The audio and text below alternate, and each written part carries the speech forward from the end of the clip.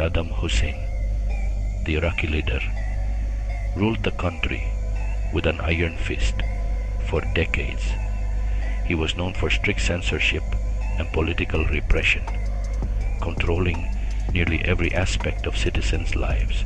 He led Iraq through numerous wars, both domestic and international, making bold and sometimes unpredictable political and military decisions. His leadership combined harshness with political cunning, making him a controversial figure who profoundly influenced Iraq's history and the broader region. Saddam Hussein became a symbol of absolute power, and his rule remains a lesson in the delicate balance between authority and destruction in modern politics. Saddam's race to power, an extraordinary and turbulent journey that would shape the destiny of Iraq for decades to come. To truly understand how Saddam Hussein ascended to the highest echelons of power, we must first look back at the complex and often volatile political landscape of Iraq in the mid-20th century. Born in 1937 in the small village of Al-Auja near Tikrit, Saddam grew up in a country marked by colonial legacies, social divisions, and frequent coups. His early life was shaped by hardship and ambition, and from a young age he was exposed to the harsh realities of Iraqi politics. The 1960s were a time of great upheaval in Iraq. The country was still reeling from the overthrow of the monarchy in 1958, and a series of military coups had left the nation unstable and searching for direction. Amidst this chaos, a young Saddam Hussein began to make his mark. He was drawn to the Arab nationalist ideals of the Ba'ath Party, which promised unity, strength, and a new era for the Arab world. Saddam joined the Ba'ath Party as a teenager, quickly proving himself to be both ambitious and ruthless. He participated in the party's underground activities, including a failed assassination attempt on then Prime Minister Abdul Karim Qasim in 1959, a bold move that forced him into exile, but also cemented his reputation as a committed revolutionary. While in exile, Saddam continued to build connections within the Ba'ath Party, honing his political skills and waiting for the right moment to return. That moment came in 1963, when the Ba'athists briefly seized power in Iraq. Although their rule was short-lived, it gave Saddam valuable experience and insight into the workings of government and the importance of loyalty and control. Over the next decade, Saddam worked tirelessly behind the scenes, forging alliances, eliminating rivals, and consolidating his influence within the party. He was known for his intelligence, organizational skill, and an uncanny ability to sense and neutralize threats. By the late 1960s, Saddam had become a key figure in the Ba'athist movement, serving as the party's deputy to President Ahmed Hassan al-Bakr. In 1968, the Ba'ath Party staged another successful coup, this time establishing a regime that would last for decades. Saddam, now in a position of real power, became the architect of Iraq's internal security apparatus. He created a vast network of intelligence agencies and secret police, ensuring that dissent was swiftly and brutally crushed. His reputation for ruthlessness grew, but so did his popularity among those who saw him as a strong leader, capable of restoring order and national pride. By the late 1970s, Saddam had outmaneuvered his rivals, and in July 1979, he forced President al-Bakr to resign, taking the presidency for himself. His rise to power was marked by a dramatic purge of the Ba'ath Party leadership, as he sought to eliminate any potential threats to his rule. Saddam's first acts as president were designed to consolidate his authority and send a clear message to both his supporters and enemies. He was now the undisputed leader of Iraq. His speeches were broadcast across the nation, promising stability, prosperity, and a new era for the Iraqi people. But beneath the surface, Saddam's regime was built on fear, surveillance, and absolute control. His ascent to power was not just the story of one man's ambition, but a reflection of the turbulent history of Iraq itself, a nation searching for identity, unity, and strength in a rapidly changing world. Economic policies. Saddam implemented various economic policies aimed at modernizing Iraq. He nationalized the oil industry, which brought significant revenue to the country. However, his economic decisions were often marred by corruption and mismanagement. Human rights violations. Saddam's regime was notorious for its human rights abuses. Political dissidents were often imprisoned, tortured, or executed. The Anfal campaign against the Kurdish population resulted in the deaths of tens of thousands of people. International relations. Saddam's foreign policy was marked by both alliances and conflicts. He maintained a complex relationship with the United States, which supported him during the Iran-Iraq War, but later became his adversary during the Gulf War. The Gulf War, one of the most significant military conflicts of the late 20th century, captured the world's attention in 1990 and 1991. It was a war that unfolded on television screens across the globe as millions watched the events in real time, witnessing the rapid escalation of a regional crisis into a full-scale international conflict.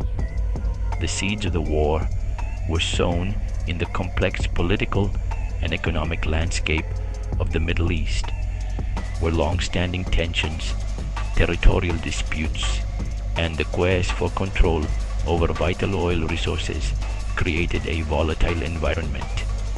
In August 1990, Iraqi President Saddam Hussein ordered his military forces to invade the small, oil-rich nation of Kuwait. The invasion was swift and overwhelming, with Iraqi tanks and troops pouring across the border in the early hours of August 2nd. Saddam justified the invasion by accusing Kuwait of overproducing oil and stealing from Iraqi oil fields, but many saw it as a bold move to seize Kuwait's vast oil reserves and gain greater influence in the region. The world watched in shock as Kuwait's government was quickly overthrown and the country was placed under Iraqi occupation. The invasion of Kuwait set off a chain reaction of events that would soon draw in countries from around the world. The United Nations swiftly condemned Iraq's actions and imposed economic sanctions, demanding an immediate withdrawal. But Saddam refused to back down, and the crisis deepened. As diplomatic efforts failed, the United States began assembling a massive international coalition, bringing together military forces from more than 30 countries. Operation Desert Shield was launched to protect neighboring Saudi Arabia and prepare for a possible military response. Tensions mounted as the world waited to see if war could be averted. The international community, led by the United States and President George H.W. Bush, faced a critical decision. After months of failed negotiations and mounting pressure, the coalition issued an ultimatum. Iraq must withdraw from Kuwait by January 15, 1991, or face military action.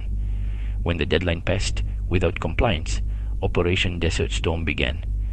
On January 17, 1991, coalition forces launched a massive air campaign targeting Iraqi military infrastructure, communication lines, and supply routes. The world watched as precision-guided bombs and cruise missiles lit up the night sky over Baghdad, marking the beginning of a new era in modern warfare. The coalition's overwhelming technological superiority quickly became apparent. After weeks of relentless airstrikes, coalition ground forces launched a swift and decisive offensive.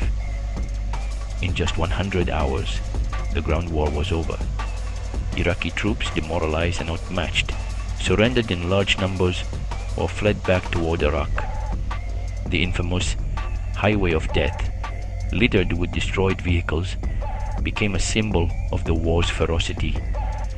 By the end of February 1991, Kuwait was liberated, and the coalition declared victory. However, the war's impact would be felt for years to come, both in the region and around the world. The war had a devastating impact on Iraq's economy and infrastructure. Airstrikes and ground battles left cities in ruins, with vital infrastructure such as power plants, water treatment facilities, and hospitals severely damaged or destroyed. The civilian population suffered immensely, facing shortages of food, clean water, and medical supplies. The economic sanctions imposed by the United Nations remained in place for years, further crippling Iraq's ability to recover. The Gulf War also left deep scars on the region's political landscape, setting the stage for future conflicts and shaping international relations for decades. The legacy of the Gulf War is a stark reminder of the human cost of war and the far-reaching consequences of international conflict. Post-war Iraq, a nation at a crossroads, battered by conflict and facing an uncertain future. The aftermath of the Gulf War in 1991 left Iraq reeling, its infrastructure devastated by relentless bombing campaigns, and its people grappling with the consequences of a war that had touched every core of their lives. The once bustling streets of Baghdad, Mosul, and Basra now bore the scars of destruction, with bridges, power plants, and water treatment facilities reduced to rubble. The psychological toll on the population was immense, as families mourned, lost loved ones, and struggled to rebuild their shattered communities. In the wake of the war, the United Nations imposed some of the harshest economic sanctions in modern history. These sanctions, intended to pressure Saddam Hussein's regime into compliance with international demands, had a devastating impact on ordinary Iraqis. Essential goods became scarce. Supermarket shelves, once stocked with staples, were now empty. Families queued for hours in hopes of securing basic necessities like flour, rice, and cooking oil. The Iraqi dinar plummeted in value, and inflation soared, making even the simplest items unaffordable for many. Hospitals ran out of medicines, and malnutrition rates among children skyrocketed.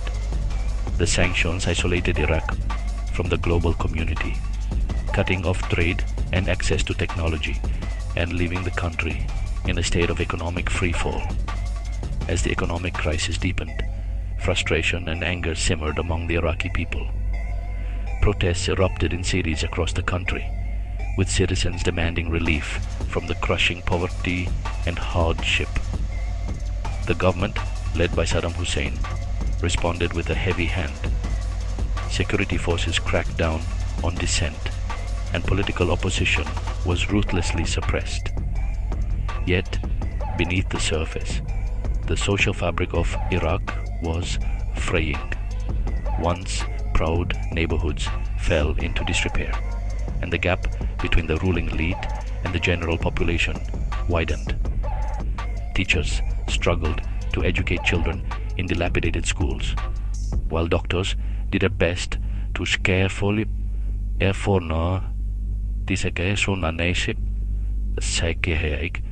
with dwindling supplies. Many families were forced to make impossible choices, selling their possessions, skipping meals, or sending children to work in order to survive.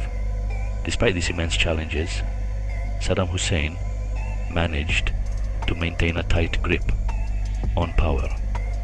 Through a combination of propaganda, patronage, and fear, his regime projected an image of strength and defiance.